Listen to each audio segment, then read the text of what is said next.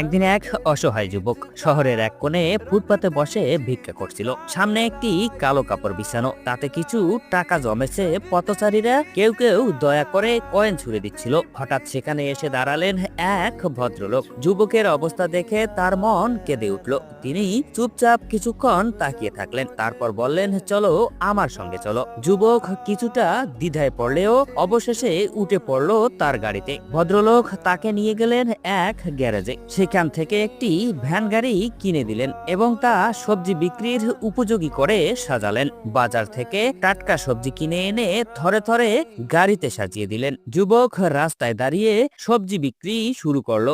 মানুষ খুশি মনে সবজি কিনতে লাগলো। যুবকের মুখে ফিরে এলো আশার আলো। সে কৃতজ্ঞতায় ভদ্রলোকের দিকে তাকিয়ে বলল, আপনার জন্য আজ আমার নতুন জীবন শুরু হলো। ভদ্রলোক হেসে বললেন, নিজের উপর বিশ্বাস রাখো, তবেই এগিয়ে যাবে।